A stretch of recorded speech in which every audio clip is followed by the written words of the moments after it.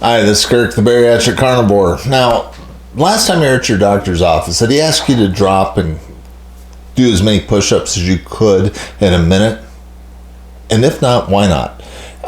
Frankly, I think that might be a better test. It's certainly a better test than LDL cholesterol as far as predicting your risk of cardiovascular disease. And I say this because I recently ran across an old study from 2019 from the Harvard School of Public Health, where they looked at a group of firefighters. They tested over 1,000 of them. They were in their 40s. And they asked them to do as many push-ups as they could in a minute.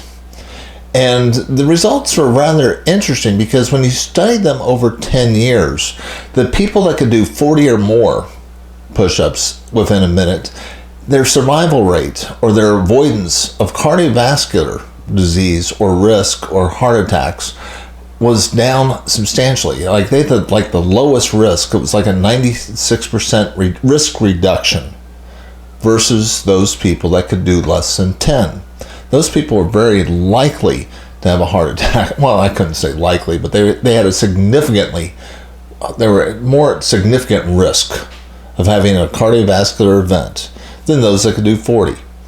And if you're in between, you can look at this. You can look up the study if you're really all that interested. It wasn't that great a study as far as being predictive and prescriptive as to what you want to do. It was just a really good indicator that your overall strength, and look, push-ups are just a proxy marker for how strong you are. And if you've got, if you can do 40 push-ups, you're doing well within a minute. And that seems to be a good, basically if you have good muscular strength, your chances of having a heart attack were significantly lower for those that didn't. But what was particularly interesting, and I can't believe that this got by peer review and wasn't censored, was when you looked at the groups and their chart, they also included LDL. And what was interesting was all the groups had basically the same LDL levels. It's just that the only difference between your avoiding the risk of cardiovascular disease was your overall muscle strength. That was a better predictor of your surviving a cardiovascular event than your LDL cholesterol was. But what do doctors only talk about? They only talk about, your LDL cholesterol is too high. Who cares? I can do 40 push-ups. That's a better indicator when you really look at it. But because of our weird psychopathic system, there's no money in you getting healthy and getting stronger. And it doesn't require a lot of money to get stronger. Look, all I use are $20 bands that I bought off of Amazon. And I use them pretty consistently a few times a week, for maybe 15 minutes. I spend about an hour working out. And that's it. And it doesn't cost anything. I'm doing it at home. So why bother, getting a statin drug to lower my LDL cholesterol when the best indicator is how strong I am? And you may be thinking, well, look, how does that improve your overall strength? Look, whenever you do resistance exercise, and it doesn't really make any difference where you're doing it or what type you're doing, whenever you do resistance exercise, you're releasing all the beneficial hormones. You're releasing human growth hormone, testosterone, and all the other stuff that is going to help you build muscle and strength. There's a couple of studies where they just did, they limited people to just doing leg exercises, squats and leg pushes and stuff like that. And at the end of the study, they checked their arm strength, and their arm strengths went up really rather dramatically, just as much as their leg strength did, because your body wants to be symmetrical. So if you only did bicep curls with your right arm, you're actually going to be growing new muscles in your left arm too. It's kind of like with tennis players. You would think that a tennis player's dominant arm, their racket arm, would be significantly bigger than their non-dominant arm. But it doesn't work out that way. Usually, statistically speaking, we're about 2 to 5% bigger arm circumference. We got bigger muscles in our dominant arm than our non-dominant arm.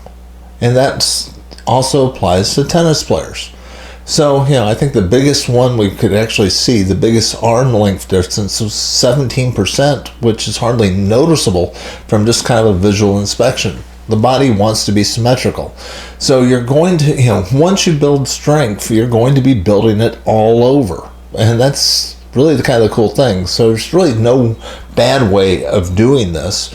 The more you do it, and you're doing it consistently over time, and you're getting adequate nutrition and sleep, you're going to get stronger, and that's what you want. I mean, frankly, my goals are pretty simple. I want to gain strength, and these are goals not so much for longevity. I don't really pay a lot of attention to quote-unquote longevity experts because, frankly, I could get hit by a bus tomorrow, and who cares how long I should have lived because I took a particular supplement or something like that.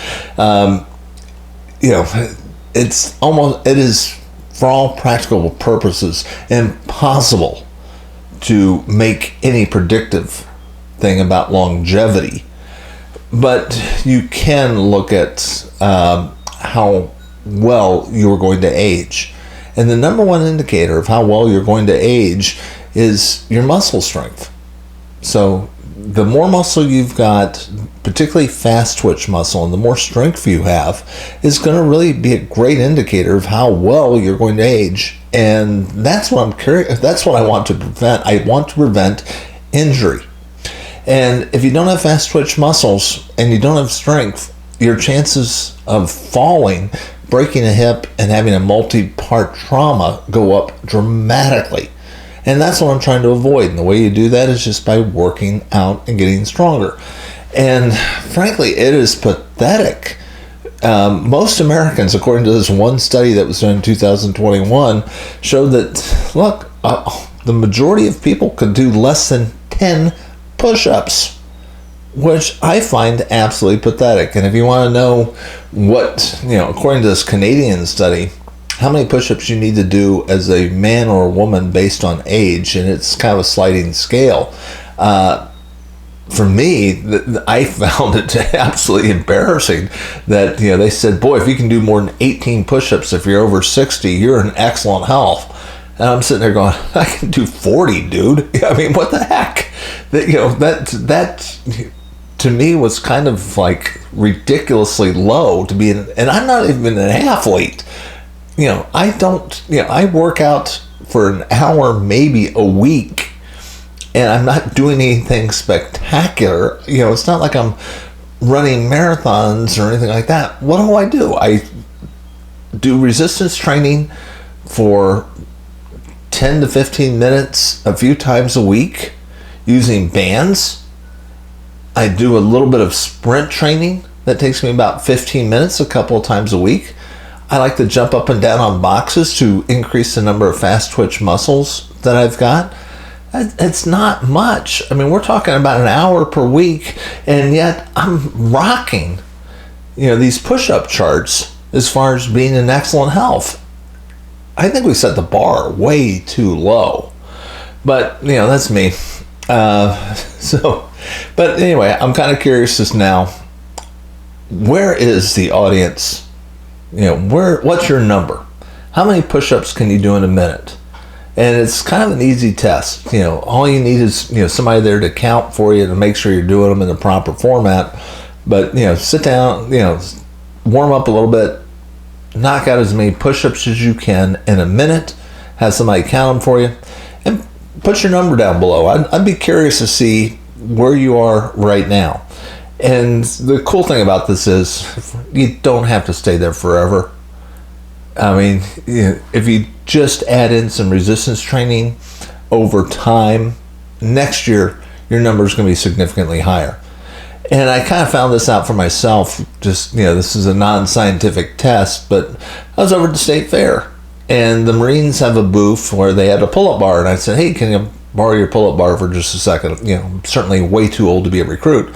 But they said, sure, go ahead. And I guess they kind of expected 6-year-old dude to only be able to do maybe 1 pull-up or something like that. And I knocked out like 8 or 10. And, I wasn't even pushing. I was just doing it. And I don't do pull-ups as part of my overall workout thing. I just am getting stronger. And one indicator that I'm just getting stronger is just how many pull-ups I can do. How many push-ups can you do? And when you kind of test your strength every now and then, you're going to find that just adding in some resistance, you're going to get a little bit better at all this stuff. You don't have to train for push-ups. You don't have to train for pull-ups. As you do resistance training with good food and with adequate sleep, you're going to get stronger. And that's one of the things I love about the carnivore diet, is just how easy it is to get the proper ratio of protein and fat. All I have to do is just eat meat and eggs until I am comfortably full. Don't eat again until I get hungry again, and eat meat and eggs, and you're going to get the proper ratio of protein, the fat. That's the building block you need in order to build muscle. And that's all it takes. It's about as simple as you can get. It's only going to make you healthier. When you look at the Harvard study, you realize your strength is protecting your heart. Your heart's the most important muscle you got, and that's what you're building. Whenever you do any type of muscle strengthening exercise, you're also sending out those same hormonal responses to your heart. You don't have to do cardio. That muscle doesn't have to be exercised separately. All you have to do is build muscle, and you're going to build a stronger heart. That's what the studies show. So, this is Kirk, the Bariatric Carnivore. Do me a favor again. Do a push-up test. Let me know how many you can do in the comments below. And we'll check it out again next year, see if you're getting any better and stronger. I try to put out a couple of messages each week. Let me know, if you like this, please hit the like and subscribe. I will talk to you again soon.